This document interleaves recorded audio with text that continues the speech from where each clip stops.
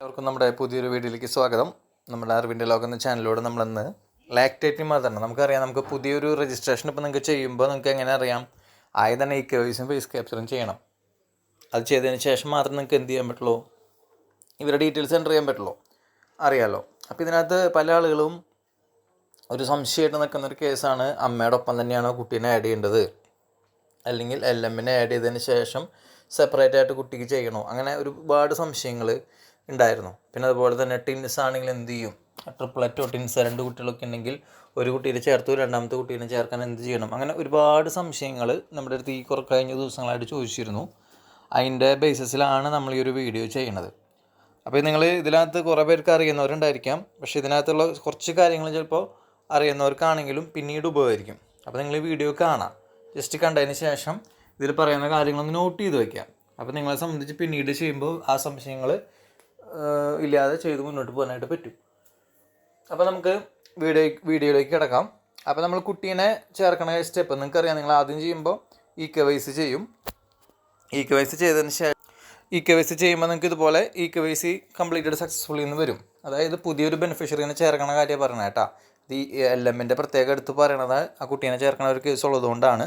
അപ്പോൾ നമ്മൾ KYC okay ആയി കഴിയുമ്പോൾ നമ്മൾ എന്ത് ചെയ്യും, proceed to face capture, proceed to photo capture click ചെയ്ത് നമ്മൾ മുന്നോട്ട് പോകും.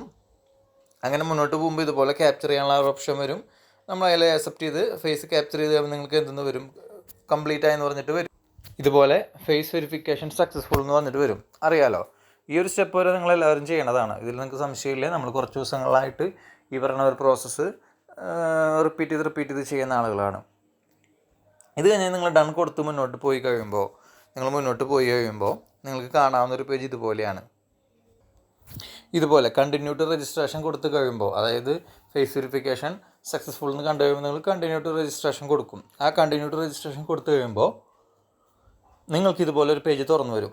അത് നമുക്കറിയാം, നമ്മൾ LMനെയാണ് രജിസ്റ്റർ ചെയ്യുന്നത്. അപ്പോൾ LMൻ്റെ ഓൾറെഡി പേരും ആധാർ നമ്പറും മൊബൈൽ നമ്പറൊക്കെ അവിടെ വന്നിട്ടുണ്ടാവും. കാരണം നമ്മൾ KYCയും ഫേസ് വെരിഫിക്കേഷനൊക്കെ ചെയ്യുന്ന സമയത്ത് തന്നെ പേര്, മൊബൈൽ നമ്പർ, ആധാർ നമ്പർ കാര്യങ്ങളൊക്കെ നമ്മൾ ഓൾറെഡി അവിടെ അടിക്കുന്നുണ്ടല്ലോ. അപ്പോൾ അതുകൊണ്ട് അതൊന്നും നിങ്ങൾക്ക് പിന്നെ അടിക്കേണ്ട ആവശ്യമില്ല. അതൊക്കെ ഓൾറെഡി ഇവിടെ വന്നിട്ടുണ്ടാവും.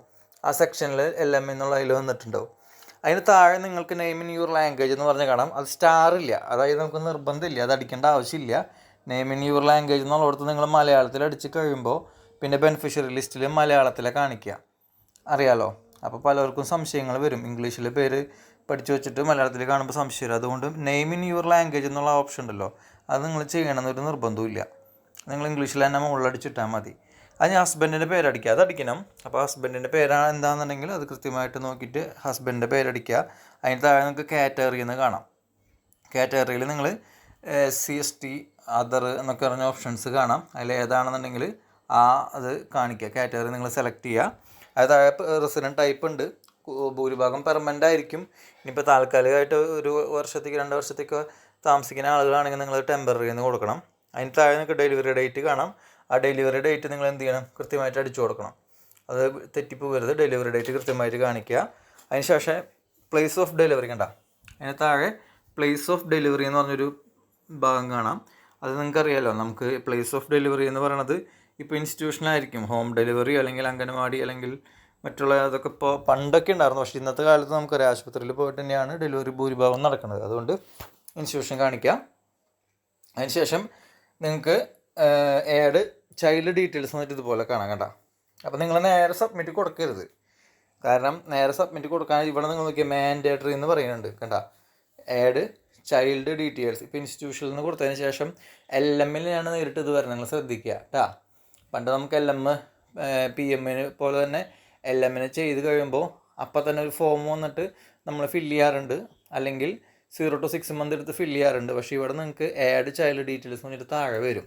അവിടെ മാൻഡേറ്ററി എന്ന് പറഞ്ഞ് കാണിച്ചിട്ടുണ്ട്. നിങ്ങൾ ശ്രദ്ധിച്ചേക്കണ്ട, മാൻഡേറ്ററി എന്ന് പറഞ്ഞ് ചുവപ്പ് അക്ഷരത്തിൽ കാണിച്ചിട്ടുണ്ട് കണ്ട, മാൻഡേറ്ററി. അപ്പോൾ അത് നിങ്ങൾ പ്രത്യേകം ശ്രദ്ധിക്കണം. അപ്പോൾ അവിടെ നിങ്ങൾ എന്ത് ചെയ്യുക, ആ മുന്നോട്ടുള്ള ആരോ കണ്ട, ഒരു നീല കളർ ആരോ കണ്ട, അത് ടിക്ക് ചെയ്തിട്ട് നിങ്ങൾ മുന്നോട്ട് പോവാം.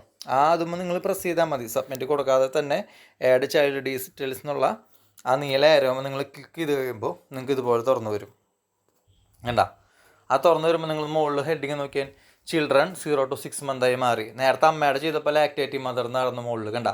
മുകളിൽ നിങ്ങൾ നോക്കിയാൽ ലാക്ടേറ്റിംഗ് മദർ എന്നായിരുന്നു മുകളിൽ കണ്ട. Lactating mother. ഇപ്പോൾ ഈ മുന്നോട്ട് പോയി കഴിയുമ്പോൾ നിങ്ങൾ ആ ആഡ് ചൈൽഡ് ഡീറ്റെയിൽസുമ്മ ക്ലിക്ക് ചെയ്ത് കഴിയുമ്പോൾ നിങ്ങൾക്ക് അവിടെ ചിൽഡ്രൻ 0 to 6 month ആയിട്ട് മാറി ആ പേജിലേക്ക് വന്നു.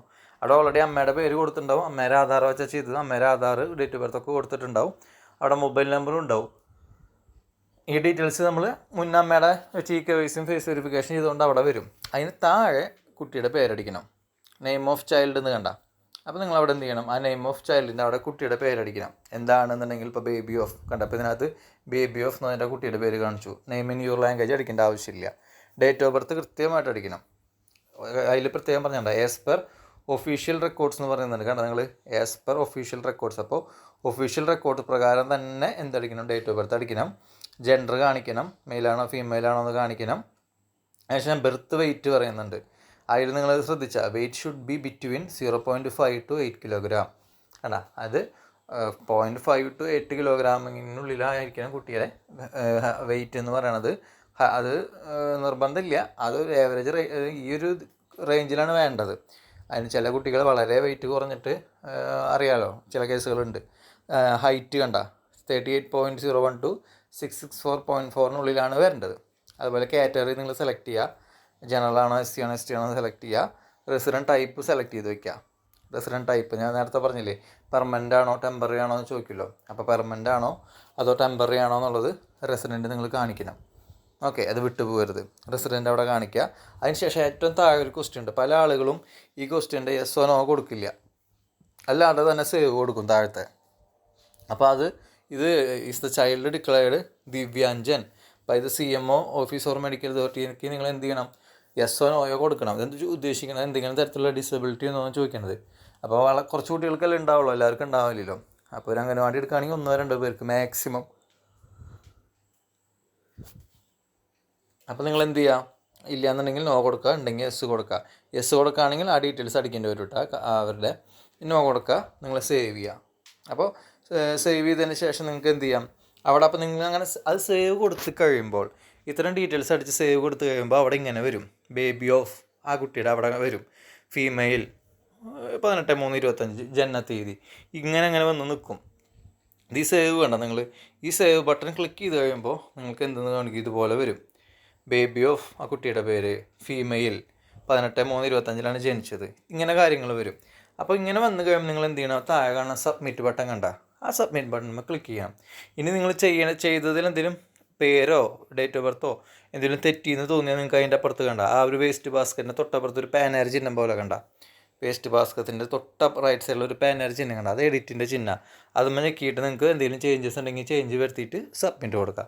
സബ്മിറ്റ് കൊടുത്ത് കഴിയുമ്പോൾ നിങ്ങൾക്ക് ഇതുപോലെ വരും, beneficiary registered successfully, profile will appear in the beneficiary list. അതായത് ആ അമ്മ ലാക്ടേറ്റിംഗ് മദറിലും കുട്ടി 0 to 6 monthലും രജിസ്റ്റേർഡായി.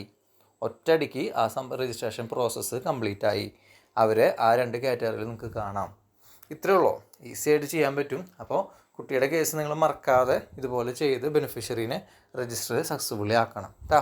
അപ്പോൾ നമ്മൾ പറഞ്ഞ കാര്യങ്ങൾ കൃത്യമായിട്ട് മനസ്സിലായെന്ന് വിചാരിക്കുന്നു. അപ്പോൾ ഇതുപോലെ ചെയ്ത് ഇത് കംപ്ലീറ്റ് ചെയ്യാം കേട്ടോ. Okay, thank you.